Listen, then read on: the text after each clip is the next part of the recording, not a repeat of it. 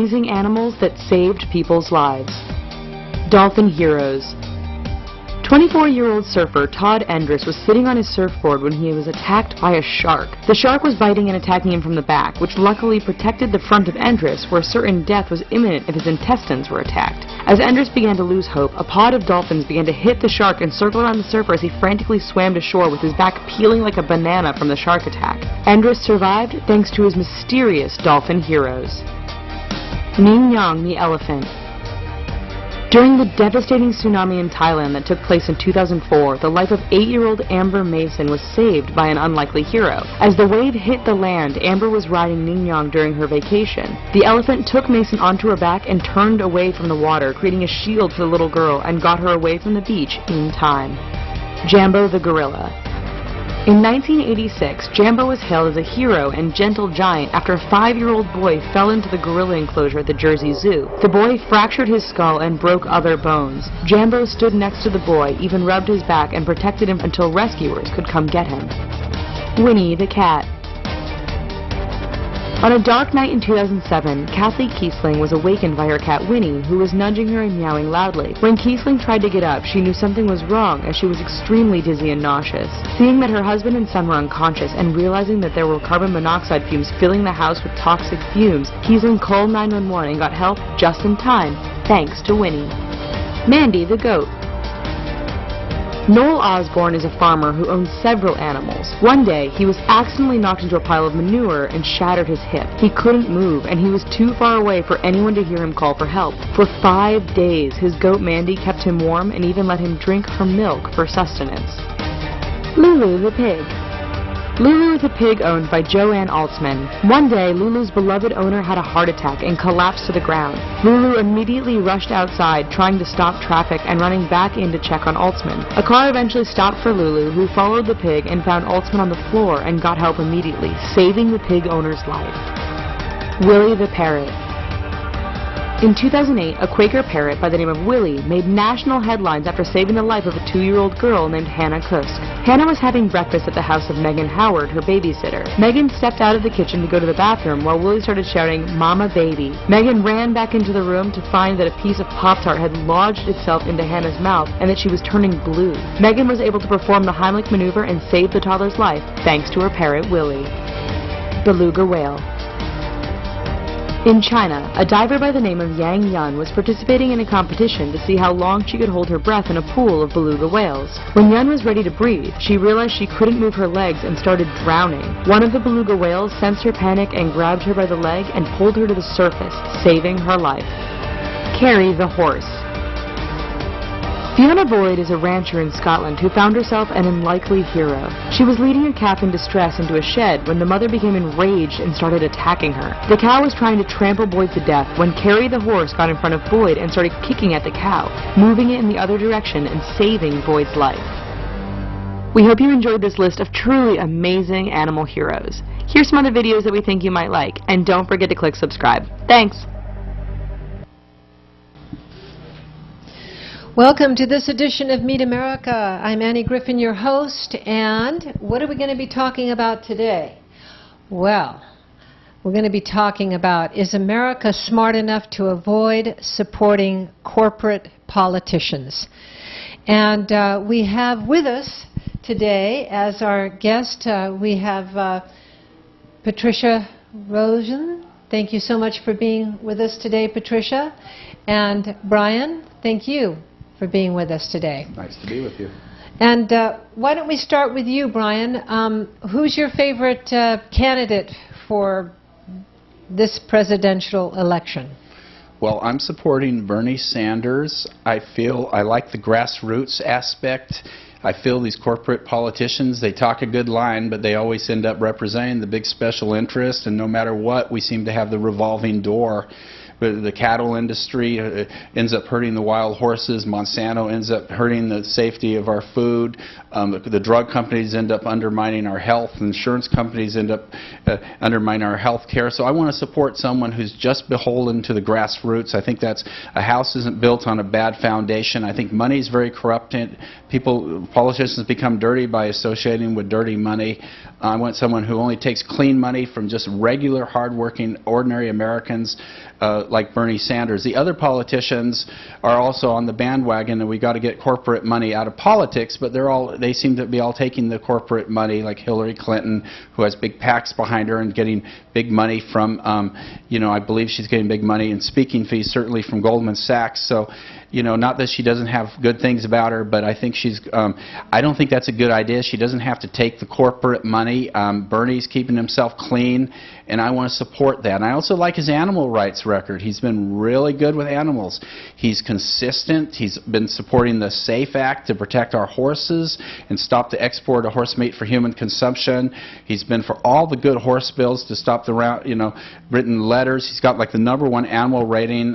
He's gotten awards in the #1 animal rating in Congress. So I trust his consistency as opposed to Hillary, who just seems to kind of change her positions. And I don't trust politicians. We've been lied to time and time again, and then once they get elected, they do what they want to do. But Bernie's been consistent. He has a long record of animal right advocacy. The other candidates, I don't see that. Really scary about Donald Trump. He hasn't. You look at what a person has done in their life. Donald Trump's sons go out and have killed endangered species in Africa, and Donald Trump didn't seem to mind. And he has. What did Donald Trump's son do? They were, big game hunters of endangered species in Africa, and Donald Trump didn't seem to mind when that was brought up to him. Donald Trump does not have a history of protecting animals. As far as I can see, I looked it up on the internet, and everything comes up. I could find nothing about animals. So he's got all these billions of dollars, and my gosh, he could save a lot of animals and do a lot of good. But he hasn't, and that gives me pause for concern, because I look at a person's record, not their rhetoric. You have to look at a person's rhetoric, and Bernie's been always for the animals, and he's for the regular poor people. He wants to get rid of the big, powerful special interests that are making health care prices astronomical. And they're calling him a socialist, which is crazy, because they're all supporters of socialism because they believe in the public schools, public libraries. Even the Congress people get socialized medicine, a single-payer system. They don't have to have that middleman with all the corruption, the insurance companies. They go have a direct single-payer system, the VA. And Bernie wants to get these special interests out of politics so he's not taking their money. So I'm going to support that. I want to keep things clean. I want to see life getting better for the middle class. Poor people and the wealthy have just continued. The middle class has continued to decrease under Obama. Things have been getting worse and worse. The 1% have been 1% are funding Hillary, I believe. The big insurance companies, the big super PACs. I don't like that. So I'm going to support the grassroots. And I'm not saying he's perfect, but he's the best we have out there, I believe, except for maybe Jill Stein with the Green Party. And how many people are going to vote for her? They don't even know about her. We got to get the money out of politics by supporting Bernie. Okay, well, Brian, that was quite eloquent, and I totally agree with you. I'm a Bernie supporter myself, and for those exact reasons. So I don't need to go on about why. But let's hear it from you, Patricia. Well, everything Brian said, I feel very great. It's the same way, and he put it very, very well. And I just telling you, please cast your vote for Bernie Sanders, because he's a wonderful person. He's honest, and you'll be so glad you did. We need someone who cares about the people, not just the big businesses, but the people. Anyway, thank you for listening. Okay, bye. Okay, so now let's watch a little bit about Bernie on this political campaign of his. Apparently he's raised a lot of money, more money from the public than any other presidential candidate so far. So he has an enormous swelling and popularity. So we'll watch that right now. And they burn.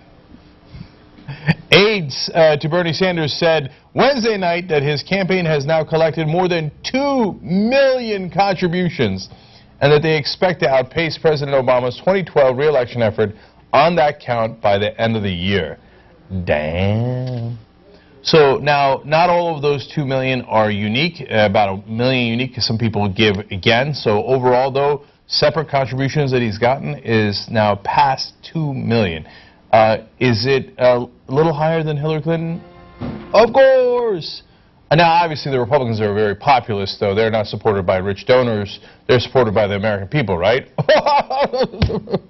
He blows away the Republicans. Way more individual donations than the Republicans. Now, the Washington Post explains, the number reflects an operation that is focused on raising money in small increments from an exceptionally wide range of donors, with the vast majority of contributions coming over the Internet. As of Wednesday, the average donation to Sanders' campaign was less than $30, Aide said. That is amazing, man. That is a very low amount to have as an average. The reason is because he doesn't have enormously high numbers to pull them up, because he's not taking super PAC money, so he's capped at how much he can get from the millionaires and the billionaires. See, that's the whole point of the campaign. He doesn't want to be beholden to those millionaires and billionaires. That's why he's not taking the super PAC money. And that's why, despite the enormous number of people who've given him money, in terms of the money race, he's still losing to Hillary Clinton. Let me give you the numbers behind that. Clinton, the Democratic frontrunner, had raised more money overall than Sanders, $77.5 million to $41.5 million as of September 30th. So despite the fact that Bernie Sanders is getting it from a lot more people, Hillary Clinton has some few people who are giving her a tremendous amount. And then she also has a wide base too. But overall, the people at the top, the millionaires and billionaires giving her money, are so much higher that she winds up having more than $36 million more than Bernie Sanders. Okay. Now, but to give you again a sense of scale here, Sanders has already taken in more individual contributions than Obama did at this point in his 2008 campaign for president. So, and I give you that context for an important reason. There's almost no news stories about Bernie Sanders. What did Trump say? What did Cruz do? What about Rubio and his incredibly large ears? And how thirsty is Rubio? Really thirsty? All of these different things that are going on. Almost not a peep about Bernie Sanders.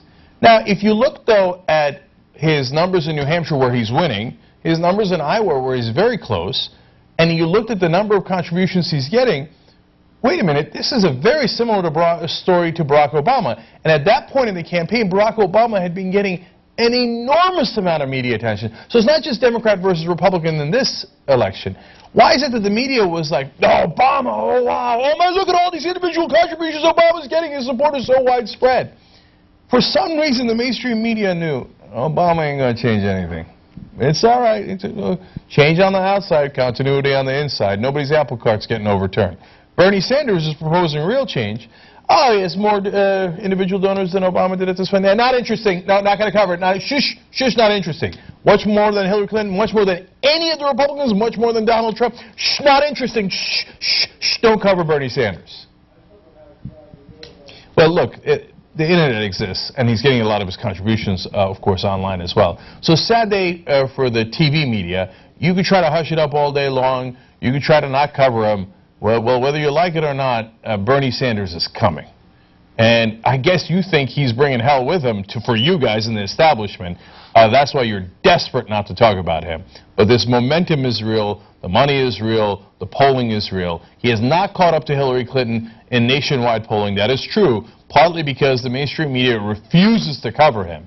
But this phenomenon is very real. And I think that even at some point, especially as Iowa and New Hampshire approaches, the mainstream media is going to be like, ow, ooh, that's a little hot around here. What happened? Oh, I'm feeling the burn.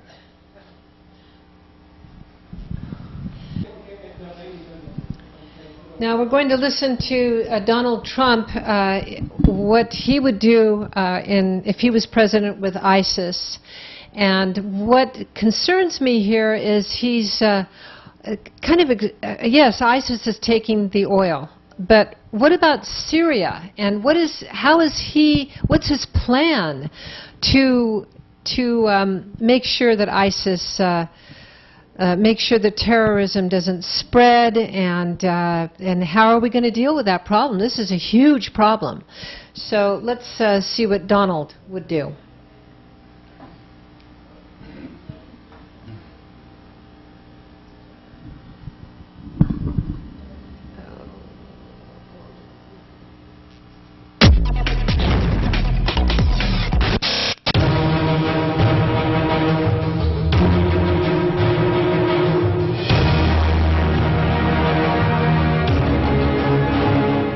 Islamic terrorism is eating up large portions of the Middle East.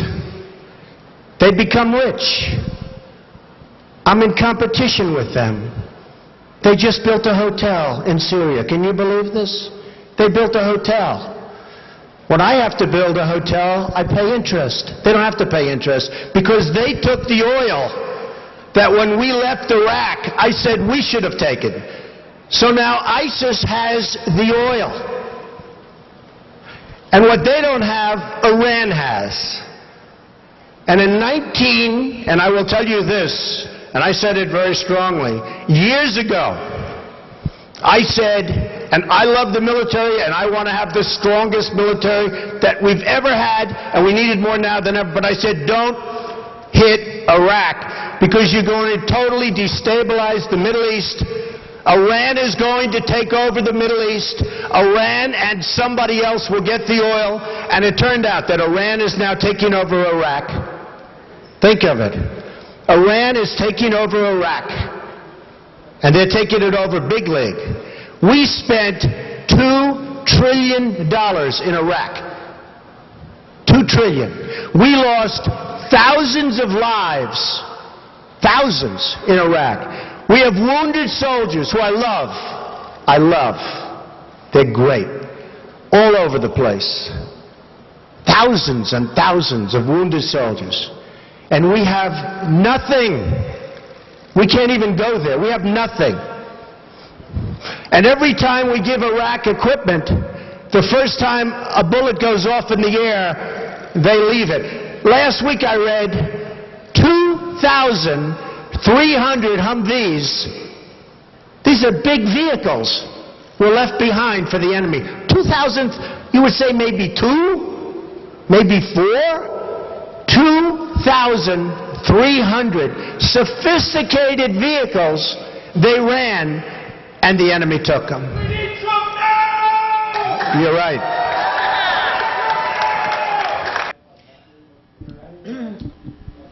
Okay, hold on. More than enough. Tell me when. This whole stuff this is crazy. Hearing Donald Trump talking, it's just craziness. You know, we did this Iraq war.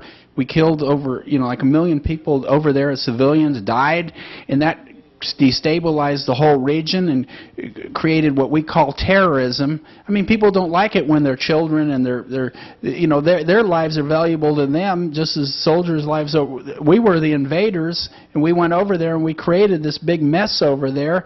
And now we just want to go, kill more people, shoot first and ask questions later. That's going to create a lot more enemies. Everything we seem to do makes everything worse.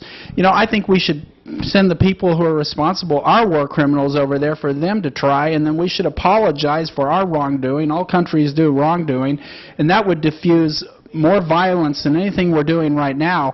But this Trump is really scary. It's just, I think that when times are hard, people go look for a strong leader, a Hitler, a Mussolini, and now people have really suffered under this corporate government that's betrayed the regular people of this country. So they're going towards Trump, big billionaire strongman, who's going to rescue them. Haven't we heard this before? It reminds me of the Third Reich or something, one of those Hitler rallies or something. The protesters get abused. They got abused under Hitler. The protesters got abused. They even got killed back then. Now they're just beating them up.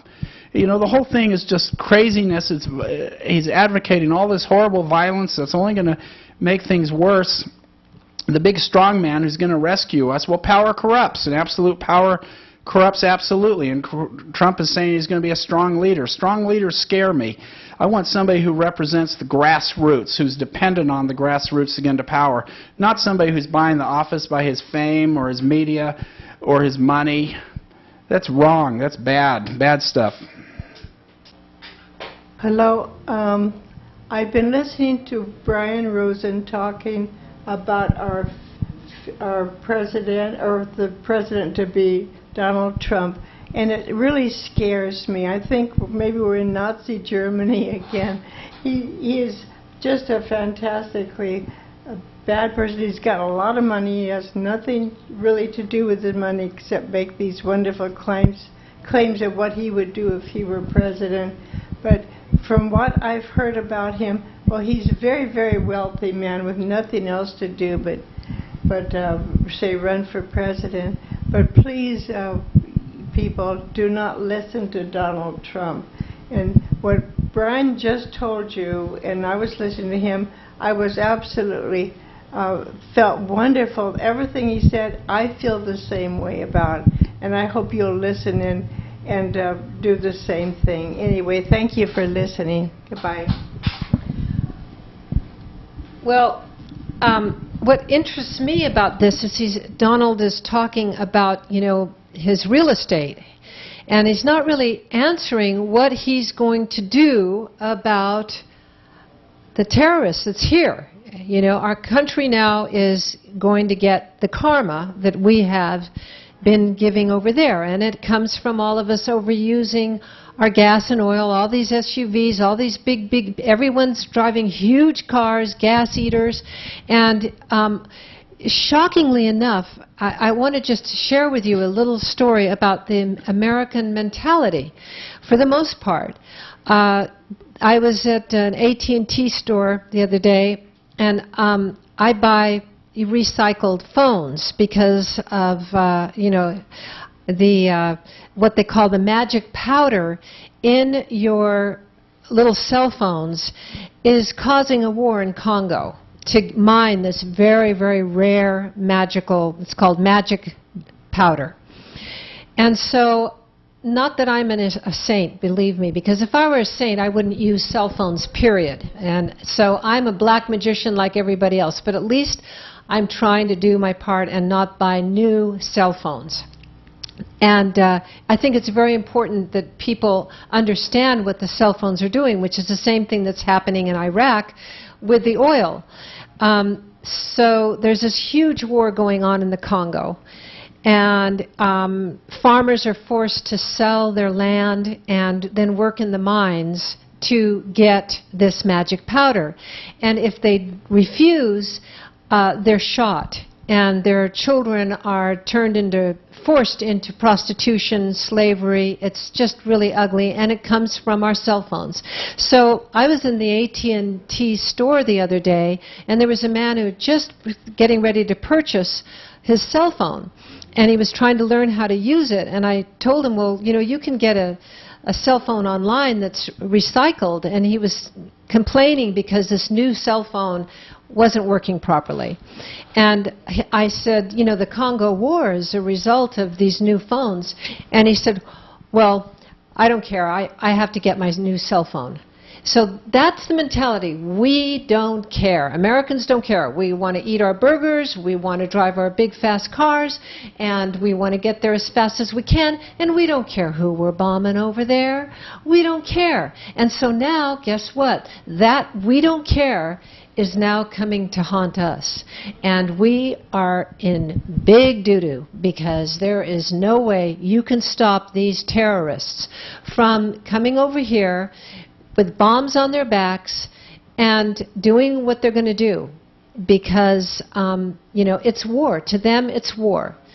And so, what's Bernie going to do? So, let's listen to what Bernie has to say. What is he going to do? And I think it's a fabulous answer. So, let's go there and see.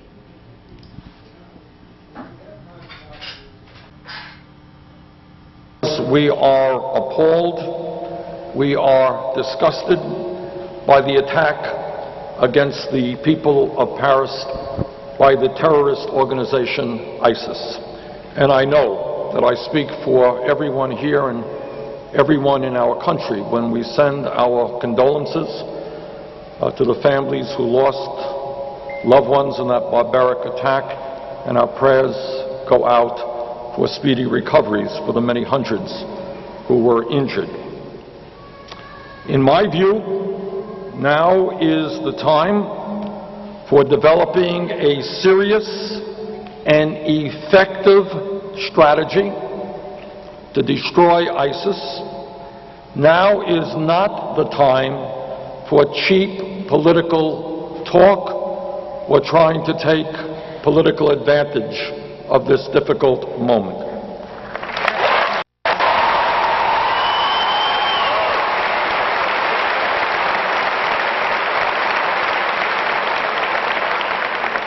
Now is the time, as President Obama is trying to do, to unite the world in an organized... Do a lot of research to find cures for cancer. Bringing together countries who have common interest in defeating international terrorism, even countries that we have disagreements with. So I think what the President correctly is trying to do is bring together our European allies, France, Germany, the United Kingdom, and others, along with Russia, and along with the Muslim countries who are today face to face with ISIS.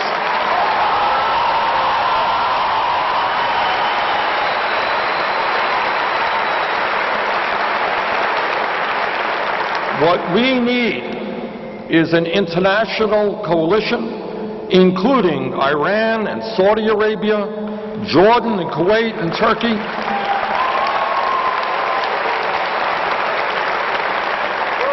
Now, putting together this coalition is not going to be easy, given the many hostilities and long-seated disagreements that some of these countries face. But that is what President Obama and Secretary Kerry are trying to do, and I support their efforts. But let me also...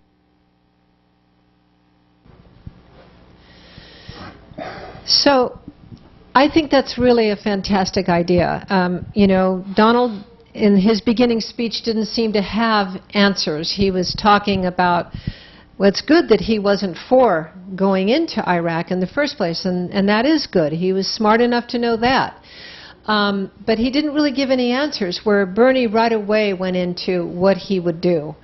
Now, I talked to a Syrian from the Defense Language Institute who wanted to remain anonymous. But what he said, how ISIS was started, was that after Saddam Hussein was killed, ISIS was formed because that was Saddam Hussein's top generals and Saddam Hussein's personal army, and that they were seeking revenge for what happened to Saddam Hussein and their country. And so they built up this coalition force, which is ISIS. So that's his take on it. Right? And he's a Syrian, he's from that area, so I trust him more than I trust any of the media and all that, and it makes sense to me. So that's where ISIS started. The seed was after Saddam Hussein. And he also explained that in these Middle Eastern countries, they're not like the Americans. And he said it's very important to understand that they need a strong leader. They want someone that's going to tell them, you do this or you die. It keeps them uniformed. It keeps them coalesced. Whereas in America, we're not like that. We don't want a dictator. We want freedom. That's what we're based on. So that doesn't ring with us. And that's why we don't understand them as a nation and them as a people, and we think we have to go in there and bring our freedom to them. But is our freedom really free?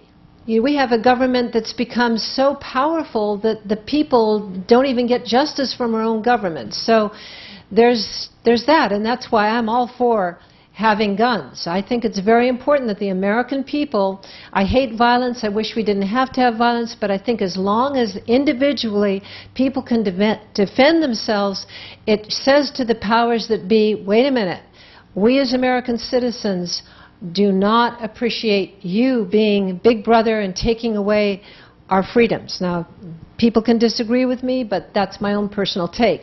Anyway, let's go to you, Brian, and see what your opinion is on this, and then we'll hear from you, Patricia. Well, one thing that Martin Luther King became very unpopular, he said that America was the biggest exporter of violence in the world.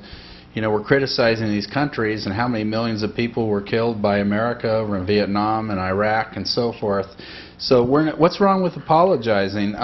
You know, if they had a little ship that accidentally drifted into our waters, you bet the American people and the leaders would want them to apologize for their negligence. And yet, when the little Iranian ship drifted into, our ship drifted into Iranian waters, we were really mad that they had to put their hands over their heads and so forth. We do worse things to our people we capture, and we were thinking, oh, we have no reason to apologize. Well, you drifted into a sovereign nation's territory through your negligence or whatever reason. You owe them an apology. We'd want to be apologized to if somebody did that to us. So I think it's American exceptionalism. We think we're different or something, and the same standards don't apply to us that apply to them, the other. But this cycle of violence is just making things worse, I believe. He who takes the sword shall perish by the sword. That's from the Bible. I think we have to talk. We have to have infinite patience. We have to forgive. We need to apologize. We need to get all sides together. We need to recognize that most of the people in those countries are good. The governments are bad, corrupt. Our government's corrupt and bad. That's why we need to replace our government with a government that truly represents the grassroots and not dirtied by corporate money. And shame on you, Hillary. You know very well. It's been spelled out. You know, tell people, please call Hillary, contact Hillary, email her, not to take this dirty money, you know, not to just try to win by outspending Bernie. This really stinks. So what kind of victory is that? It's a false victory. Why don't you tell Hillary to get together with Bernie and agree to spend the same amount of money, and Hillary can give her money, you know, to help poor people, help animals, give it to charity. All this dirty money that she's received, and just limit yourself to the same amount as Bernie, and send that other money back or give it to a good cause. But don't win by hook or by crook. That's no way to win, by outspending the other person with big corporate money. And all of us need to send in our dollars or $5 or $10, and we need to send in our little donations as much as we can, because I don't want to see another politician buying office just by Obama outspent everybody. He got a lot of Wall Street money. That's not right. You know, we need to equalize things and have it based upon the merits of the candidates, an honest dialogue, not just big corporate PACs and so forth. This is wrong. So please contact Hillary and tell her to refuse the dirty money. Okay, and how about you, Patricia? Well, I could say the same thing exactly. I think what Brian said was very, very important. And I hope that all of you did hear him and would call his people, the president and everyone who has something to do with this, to stop what's going on, just as Brian has said. Okay? Okay, so, all right, so now we're going to go to Hillary, and we're going to see what she would do if she were President of the United States.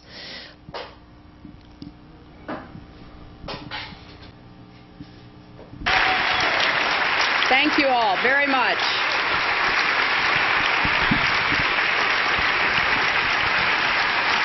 Thank you.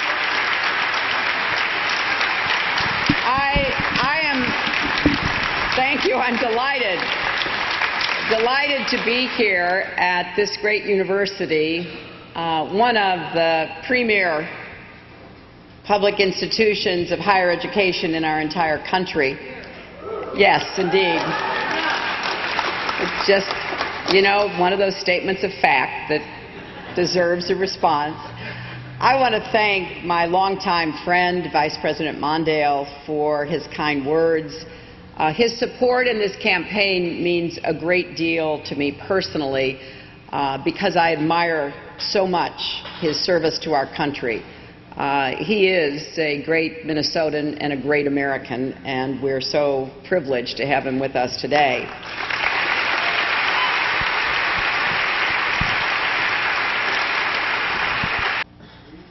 And today I want to talk about how we keep our country safe from a threat that's on everyone's minds, the threat of terrorism. But I want to begin by saying we cannot give in to fear. We can't let it stop us from doing what is right and necessary to make us safe, and doing it in a way that is consistent with our values.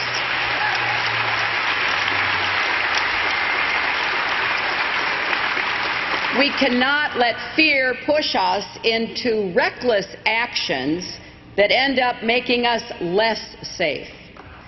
Americans are going to have to act with both courage and clarity. Now, as we all know, on December 2nd, 2 shooters killed 14 people at a holiday party in San Bernardino, California. Sadly, in America in 2015, turning on the news and hearing about a mass shooting is not unusual. But this one turned out to be different, because these killers were a husband and wife inspired by ISIS. Americans have experienced terrorism before. On 9/11, we learned that terrorists in Afghanistan could strike our homeland. From Fort Hood to Chattanooga to the Boston Marathon, we saw people radicalized here carrying out deadly attacks. But San Bernardino felt different. Maybe it was the timing, coming so soon after the Paris attacks. Maybe it was how random it seemed. A terrorist attack in a suburban office park, not a high-profile target or symbol of American power. It made us all feel it could have been anywhere at any time. The phrase active shooter should not be one we have to teach our children, but it is.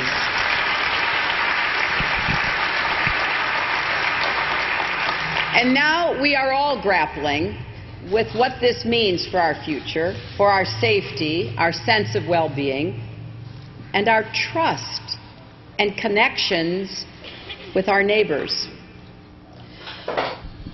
I'd like to just say something here quickly, because she's really, the point of this is, what is she going to do about terrorism? So I'm going to skip forth and try to find her actual statement of what she's going to do if she's president. So bear with me as I try to find that statement. 1, defeat ISIS in the Middle East by smashing its stronghold, hitting its fighters, leaders, and infrastructure from the air, and intensifying support for local forces who can pursue them on the ground. 2nd, defeat them around the world by dismantling the global network of terror that supplies radical jihadists with money, arms, propaganda, and fighters. And 3rd, defeat them here at home by foiling plots, disrupting radicalization, and hardening our defenses. So, you know, that's easy to say, but there's no real plan behind it. Now, one of the things that this Syrian from the Defense Language Institute in Monterey, California, told me is that what ISIS wants more than anything in the world is for America's military to come over there and smash them. That's what they want. And they want to kill as many Americans as they can.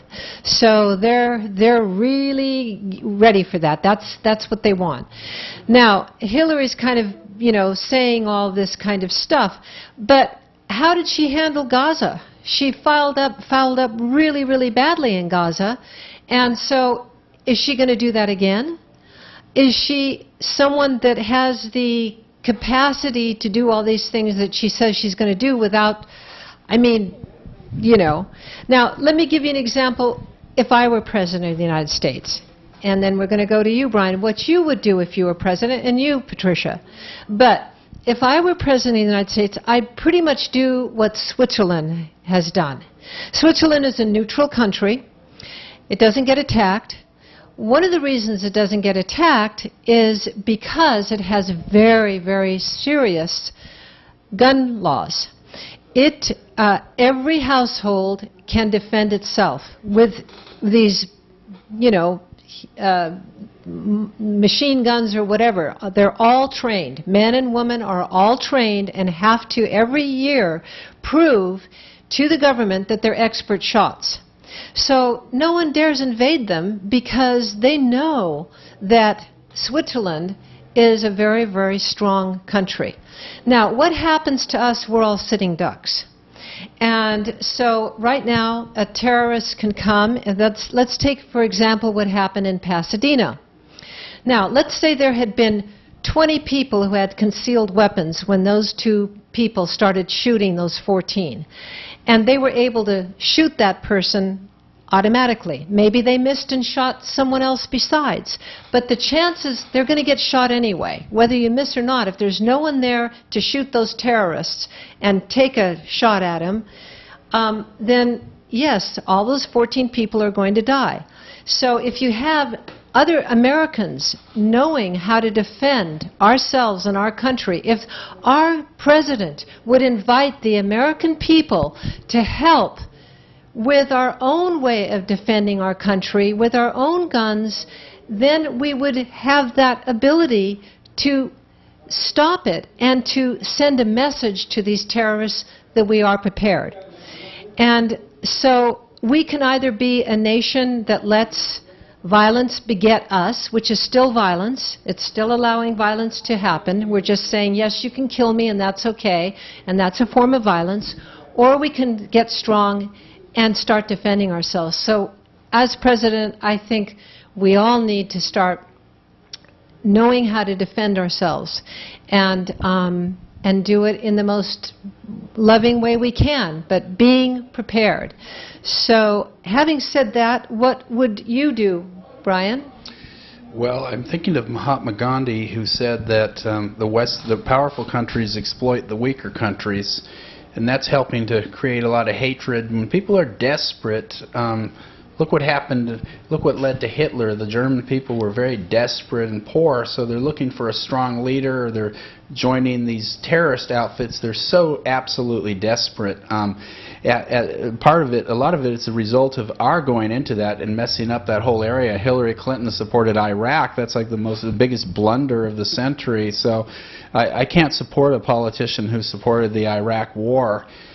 We're all one, okay? We're all part of the one God. We're all children of the same father or mother or whatever you want to call it. So there's no difference between our lives and their lives. They're equally valuable. If we kill somebody over there, a child or a woman or a man, it's the same as killing ourselves. We're doing it to ourselves because we're all one. And whatever we do to others, we do to ourselves. So we need to take the high road, try to understand, follow what we consider to be God, meditate, listen to our inner voice, and try to seek peace and understanding and dialogue. Apologize for any wrongdoing that we've done. Ask them, the other side, to meet with us, and hopefully they'll apologize. Violence is only making everything much worse, I believe. These are great people. I love Muslims. I don't like all the hatred of being espoused by Donald Trump, the Muslim bans and so forth. Why don't they ban him, Donald Trump? He's spreading a lot of hatred, a lot of craziness. He started out with some good ideas and he went off the deep end. You know, I love the idea of bringing the jobs back to the United States. I think that China is messing over our country. You know, they're very smart, and our politicians are sending all the jobs to China. He should have stayed with that instead of all this craziness. I think America needs to stop terrorizing animals, for example. Terrorism is all over the place. This violence has got to stop. And I think love is the key, understanding, realizing we're all one. What I do to you, you're part of me and I'm part of you. If I hurt you, I'm hurting myself. If I'm holding you in a negative, saying Muslims are evil, then I'm doing that to myself. I need to try to work with the higher self. See, the higher self, everybody wants to be a good person deep down. So it's, just to interact here. Yeah. Now, so if, let's say a terrorist came into this room and started shooting, what would you do? Would you have the ability to save your mom? Would you have the ability to save me? Or would you just say, it's okay, you can shoot me, and I understand? I think we need to meditate and try to follow our inner voice. These are difficult questions to answer. The most important thing is our love and our peace of mind. Once we lose that, we're better off dead. So you would say it's all right to kill, right? No, I wouldn't say it's all right to kill. So what would you do? I'm just asking what you would do. I would ask that person, I understand where you're coming from. I know you feel abused by our government, probably. Will you please put your gun down? I don't want you to, I'm not against you. I want to stop violence. Violence is wrong on all sides. Our government is probably a lot worse than you are, what you're doing, and what people are doing to animals. This violence is wrong. 12 people get killed they try to whip the nation into a frenzy of fear. So the politicians are trying to get us to beg them to take away our rights. Donald Trump wants all this security. Once we lose our freedom, we've lost. Once you lose your peace of mind, you've lost. Spying on everybody's email records and so forth is wrong. It's just wrong. And usually these terrorist attacks are allowed to happen because they look the other way, like with 9/11, with all the warnings and so forth. Then once the Boston Marathon, then once the terrorist attacks happen, which are very, very few people compared to people run over by cars or people just even shot by the police, which is another form of terrorism. Then they propose taking away everybody's rights, everybody's freedom, spying on everybody, having everybody's phone numbers. I don't think Hillary Clinton is I think she wants Edward Snowden severely punished. I think he's done us all a great service by making us aware. We want to prevent terrorism, but we want to not be terrorists ourselves. God help us, really. We need it. God help us is for sure. So, Patricia, what would you do if you were president? How would you deal with this terrorist issue? Okay, well, the first thing I would do would not issue each family their own gun to protect themselves. What happens when you do that? They end up shooting their brother or their sister when they're mad at them, or a neighbor if the neighbor gets too close to their fence or anything. So I would be very careful who gets guns, and that's the main thing. I would do everything Brian said. I feel it's very true. That's important. But the controlling guns, everyone owning a gun in their house to protect themselves, I think that's far off.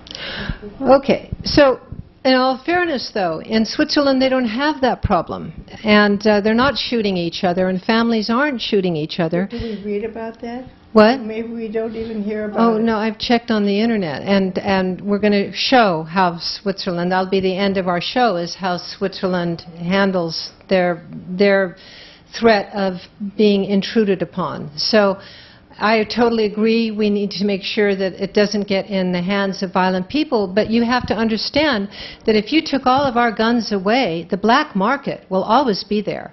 And the people who can't get guns will always be able to get guns just like they get drugs. So there's no stopping the black market. Never will be. So I think learning to defend ourselves and being strong and showing that face to the world like Switzerland does keeps Switzerland from being invaded. And that's a fact. I mean, all these years, they've never been invaded. Why? They're doing something right. And so, having said that, I think that we will now go on to showing what Switzerland does. Let's show that. All right? Do you have anything to add to that, Brian?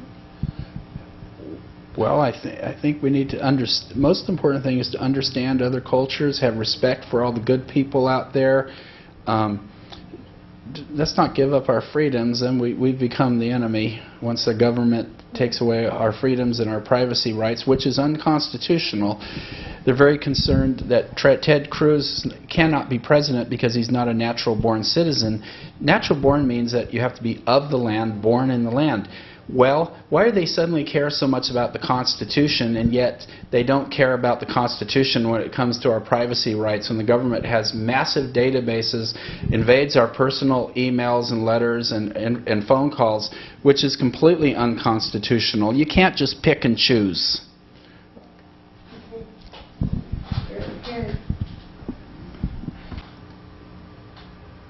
This is a SIG 550. It's designed to destroy anything standing within its 400-meter trajectory. And there are over 500,000 of them kept in Swiss homes. Guns and shooting are a strong Swiss tradition. Basic military training is mandatory for young men, and afterwards they're required to keep their weapon at home. Mark Heim is a Ticino representative for the lobby group Protel. Basically, this was my father's military rifle, and of course he got to keep it when he was finished. I have my grandfather's rifle in the office, hanging on the wall. This was mine when I did service, which is quite an old one. It was introduced in 1957. It was used until 1990. And this is my son's. That's the current model. That's what's being used today. That's what we'll be using to shoot the Feldschießen today. The Feldschießen, or Tiro Federale in Campagna as it's known in these parts, is an annual Swiss event, and it's also the largest shooting festival in the world. Roughly 200,000 people come out to target practice all across the country. Ammunition is provided by the government. Heim goes regularly to this range, and it's often a family affair. It was organized by the government to have a very high state of readiness for the Swiss military and population. The target has always been that within 24 to 48 hours, Switzerland could mobilize a pretty large army, I mean, even by European standards.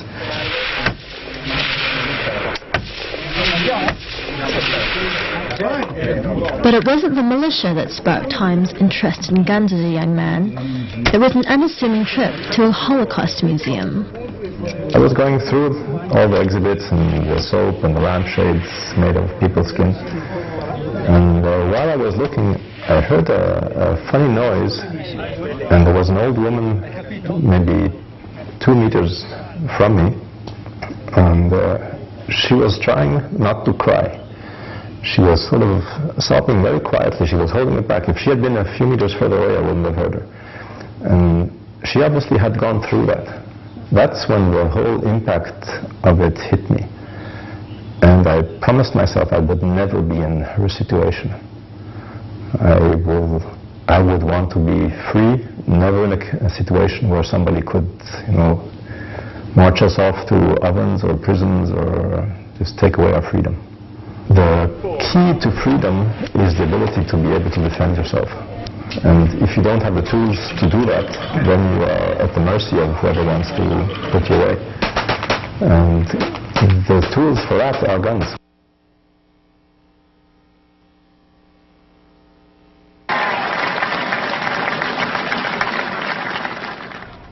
And now, we must turn to the issue of gun violence in America today. Because the latest mass shootings in Aurora, Colorado, and Newtown, Connecticut leave us all, liberal and conservative, Republican and Democrat, appalled and disgusted at the carnage.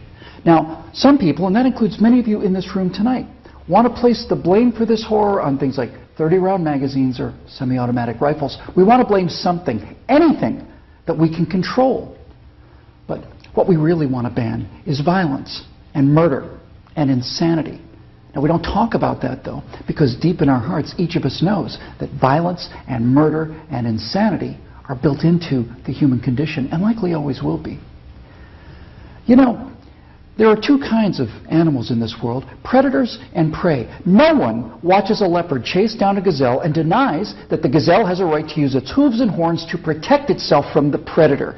But there are people in this room tonight and all across the country who would deny that same right to self-defense to other human beings. Such people seem to think that the way to stop the leopard is to cut the horns off of the gazelle, that by somehow making it easier for the predator will simply go away.